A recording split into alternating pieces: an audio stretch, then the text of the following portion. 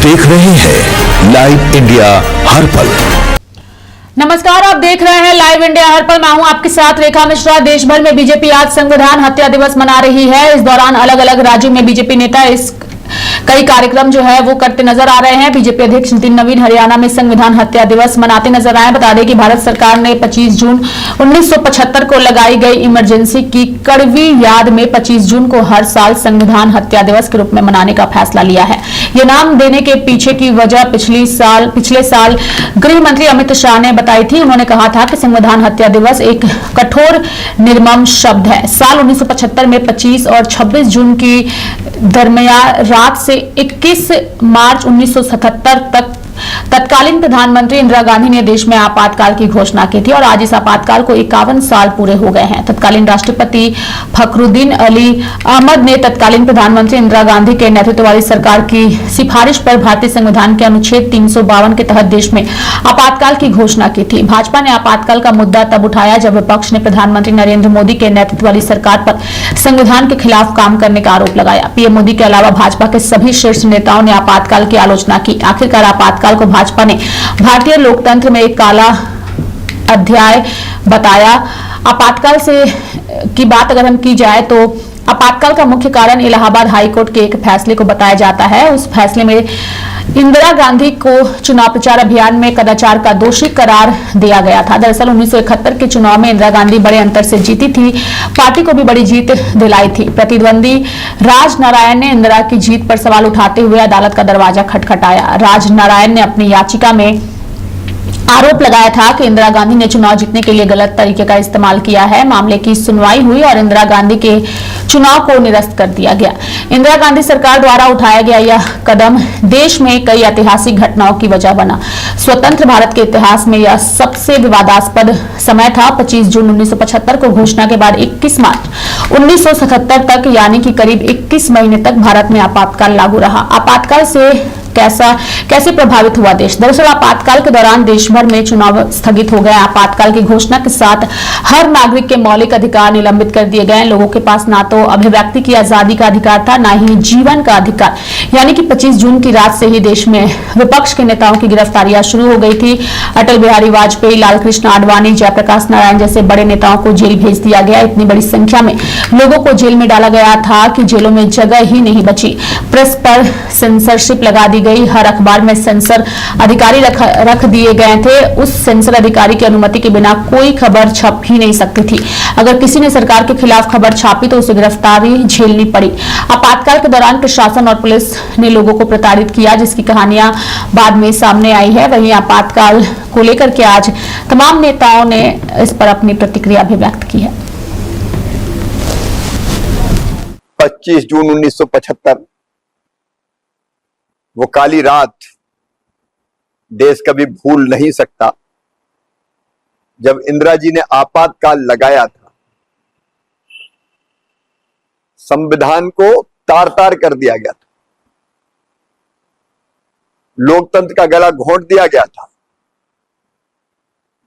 नागरिक स्वतंत्रता को पैरों तले रौंद दिया गया था। सारा देश जेलखाना बना दिया। विरोध की हर आवाज कुचल दी गई थी। मैं उन लोकतंत्र सेनानियों को प्रणाम करता हूं जिन्होंने लोकतंत्र की बहाली के लिए संघर्ष किया, जेल गए, अमानुषिक यातनाएं सही। उन्हीं की तपस्या के कारण लोकतंत्र फिर से बहाल हुआ। आइए हम सब संकल्प लें कि लोकतंत्र की, नागरिक स्वतंत्रता की और संविधान की रक्षा में सदैव तत्पर रहेंगे, ताकि फिर वो काला दिन कभी ना आए। मुझे कुछ आश्चर्य नहीं लग रहा है। दुख की बात है कि शिक्षा और पढ़ाई में आज राजनीति लाई जा रही है। बहुत दुख की बात है।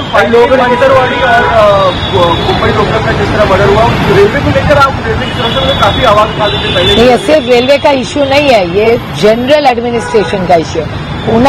पूना सिटी में और पूना डिस्ट्रिक्ट में क्राइम बढ़ रहा है और डेटा कह रहा है, मैं नहीं कह रही। हर चैनल को रोज देखिए, आप वर्तमान आप न्यूज़पेपर पढ़िए, आपको पता चलेगा कि हमारा पूना डिस्ट्रिक्ट और पूना सिटी में उससे भी ज्यादा क्राइम बहुत बढ़ रहा है। भारतीय लोकतंत्र के इतिहास में आज का दिन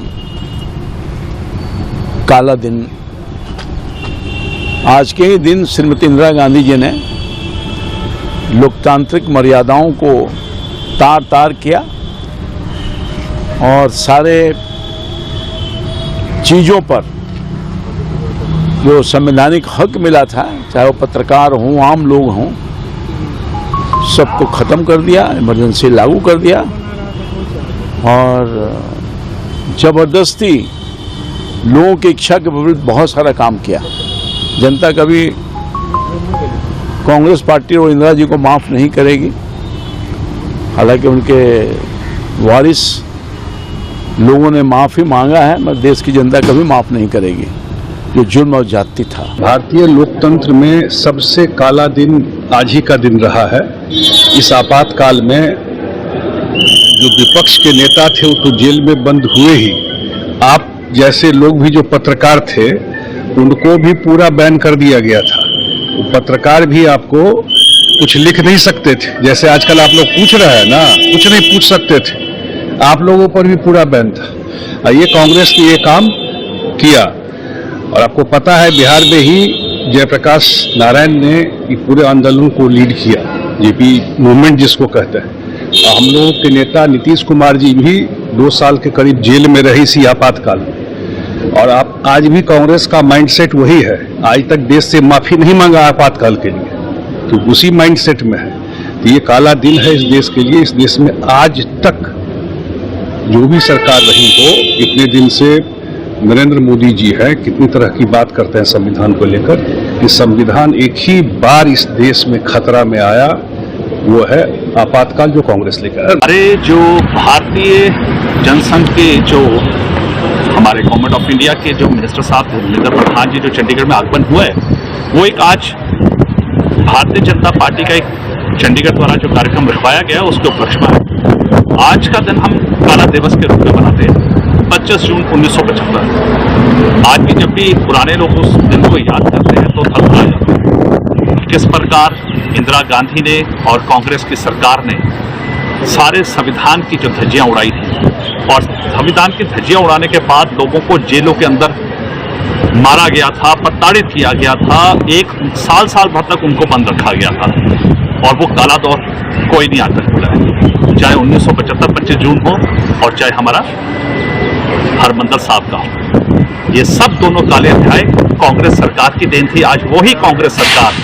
भाजपा से धर्मनिरपेक्षता की बात करती है, वही कांग्रेस सरकार बाबा साहब अम्बेडकर जी के संविधान की कॉपी लेकर देश भर में घूमती है। तो दुख की बात यह है कि जिस प्रकार कांग्रेस ने अपनी गलत नीतियां जो उन्होंने डिक्टेटरशिप का एटीट्यूड तक अपना लिया था, उसके कारण आज पूरे देश भर में इस कांग्रेस का सुपड़ा साफ हो चुका है।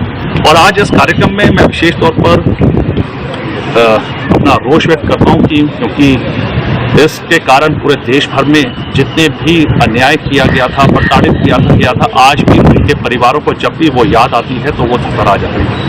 तो मुझे लगता है कि जितने भी हमारे यहाँ के नागरिक हैं भारतवर्ष के, उनको ये काला दिन याद होगा और उनको याद होगा कि संविधान की बात जो करते हैं आज की तारीख में, बाबा साहब अम्बेडकर की जो बात करते हैं, उन लोगों ने संविधान की धज्जियां तक उड़ा दी। तो मेरे साथ फिलहाल अभी के लिए इस खबर में इतना ही। आप देखते रहिए लाइव इंडिया हर पल। नमस्कार।